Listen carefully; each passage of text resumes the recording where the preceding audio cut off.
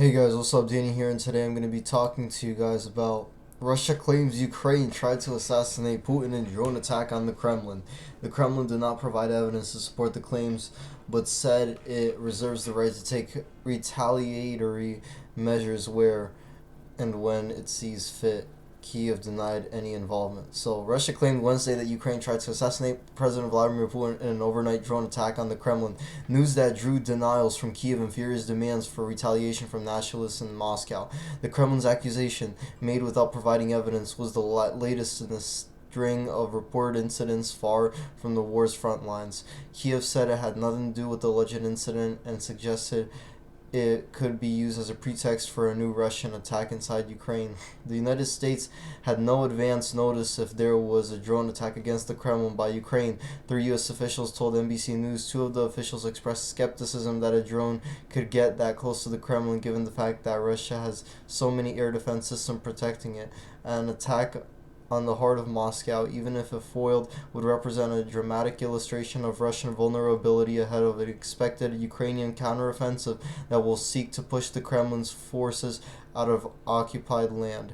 Russian military and special services had disabled two attacking drones, sending debris crashing onto the grounds of the seat of government, the Kremlin said in a statement on its website. It blamed the alleged attack on Ukraine but said that no one was hurt. We view these actions as a planned terrorist attack and assassination attempt targeting the president carried out ahead of Victory Day, the statement said, referring to the May 9th celebration of the Soviet Union's victory over Nazi Germany in World War II. Russia reserves the right to take countermeasures wherever and whenever it deems appropriate, it added. Videos that show an object exploding over the Kremlin on Wednesday, the building's roof on fire and smoke rising from the area, circulated widely on social media. Ukrainian President Vladimir Zelensky denied his country was behind the attack. We are not attacking Putin or Moscow, he told a news conference in the Finnish capital Helsinki, where he was meeting the prime ministers of four Nordic nations. We are fighting on our own territory, defending our villages and cities, he said. We do not have enough weapons even for this. That is why we do not use them elsewhere. We have a deficit. We cannot use everything and everywhere. His comments came after one of his advisors, Mikhailo Podolyak, suggested that guerrilla activities of local resistance forces could be to blame. He added that the news was a sign that Russia is preparing a large-scale terrorist attack of its own. Kremlin spokesman Dmitry Peskov told state news agency RIA Novosti that Putin was not in the Kremlin at the time of the alleged attack and was working out of the presidential residence near Moscow. The Kremlin said the president's schedule was unaffected by the incident. Peskov added that plans to hold the Victory Day parade in Red Square remain in place, according to the agency. Later, Dmitry Medvedev, a former Russian president and one of the most vocal supporters of the war, told RIA Novosti that there were no options left except for the physical elimination of Zelensky and his cabal. However, some military analysts questioned whether the alleged incident could be seen as an assassination attempt. This looks like Ukraine, assuming it was Ukraine, is trying to bring the war home to Russia by hitting symbolic targets, said Michael A. Horowitz, a geopolitical and security analyst and head of intelligence at Liebeck Consultancy, in a tweet. Russia has frequently accused Ukraine of planning attacks inside the country, often met with official denials. The two U.S. officials were skeptical that any drone Washington might have provided to Ukraine could have been used in the alleged attack on Wednesday because it would have had to fly very far from Ukraine all the way to Kremlin. Neither official could say whether the report could be disinformation campaign by Russia or not, adding that they were still trying to figure that out. I would take anything coming out of Kremlin with a very large shaker of salt, Secretary of State Antony Blinken said at a World Press Freedom event Wednesday. Ukrainian agents have pursued drone attacks inside Russia, contrary to U.S. and Western wishes, according to the batch of leaked U.S. intel documents. James Nixey, the direction of the Russian Eurasia program at Chatham House think tank in London, said that he was also skeptical of the Kremlin's account. Let's be clear on what this is not. It's not an assassination attempt on Vladimir Putin.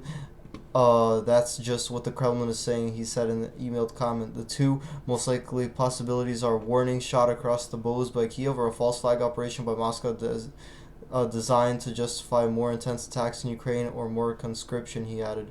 The alleged incident comes 14 months into Russia's invasion of Ukraine and ahead of an expected counteroffensive by Kiev's military. Russian forces have struggled to make substantive progress in their own push over the winter, a campaign focused around a brutal battle for the eastern city of Bakhmut that seems to have come at a steep cost for both sides. After domestic blowback to the call-up of hundreds of thousands of military reservists last year, the Kremlin has recently stepped up its efforts to recruit volunteers to fight in Ukraine with slick advertising campaigns and new legislation. But it has also increasingly seen the war brought home in a wave of recent incidents inside the country as both sides seemingly launched drone attacks ahead of the crucial fighting to come.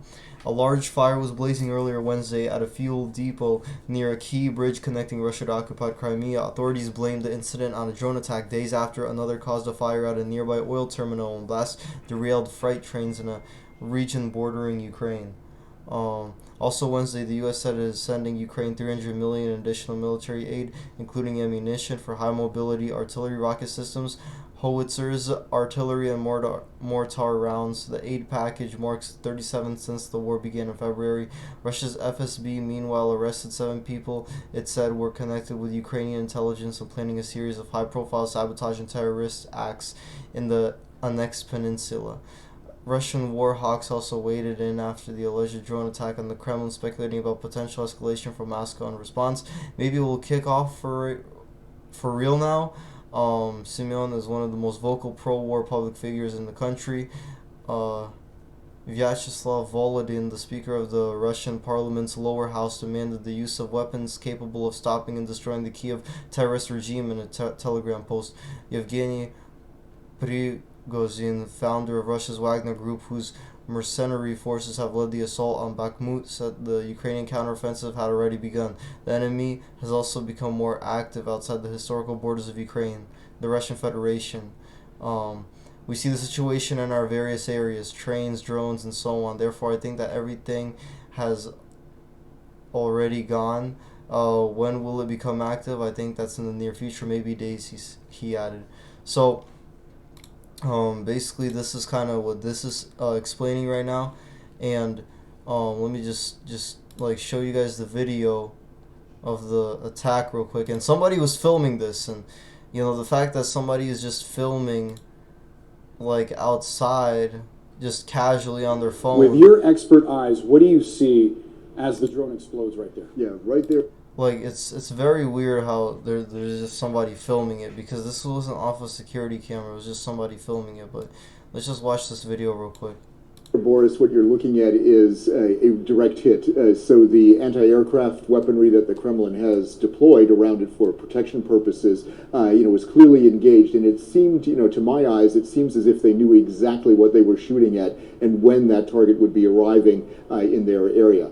Another thing that's interesting, there are 2 people apparently climbing this dome, and I also wanted to point out there's a large stage and seating here. It's in anticipation of May 9th, Victory Day, a big symbolic day for Russia, perhaps a day that Ukraine might have wanted to target. Well, that's possible because, as you said, Boris, May 9th is a... So there's probably Asians, Ukrainian people that are in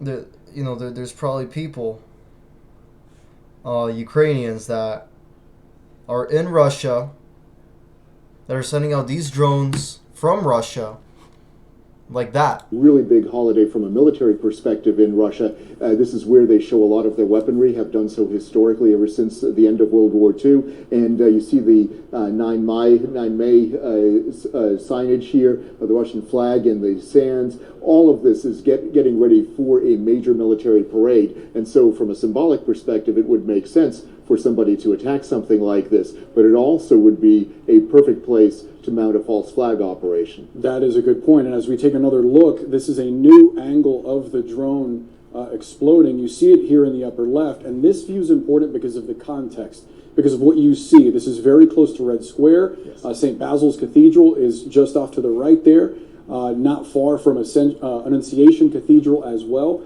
You imagine that this area must be very well protected. Absolutely, and if we look at the map right here, Red Square is right here. This is where the parade would be taking place. Right. Annunciation Cathedral, that's where the Tsars received confession, where there was their personal chapel during the time of the Tsars. So that's a huge symbolic place as far as Russia is concerned, and they would obviously want to protect it. And St. Basil's, of course, is very famous as part of the Kremlin structure itself. So to the point that Jim made about the credulity of the Russian claim that this was Ukraine, let's pull up the map. This is some 300 miles away from the Ukrainian border. You imagine that this drone didn't even take off from here. Right. Given what you know about Ukraine's capabilities and Russia's capabilities to see what's coming, does it seem likely that this was a Ukrainian attack? Unlikely for that very reason, because the Russians have radar installations all along this area right here, and the place where they would most likely be launching something like this from would be about here. And given that fact, that's a little bit longer than 300 miles. It would take a lot of fuel. It would take loitering time that some of these drones have. Now, it is possible that Ukraine could have mounted this operation from inside Russia using special operations forces. That is not beyond the realm of possibility, but it is unlikely, even though they have mounted attacks allegedly against the areas in the south, against air bases, things like that. So these are areas that can be targeted, but it's very difficult to do that. And as President Zelensky said, they don't target the leadership. Russia does. Russia will use this as an excuse to probably do something like that, but it is highly unlikely that it came from Ukraine. That's crazy. Yeah, and as I was talking to the police up. So hope you guys have a great day. Peace out.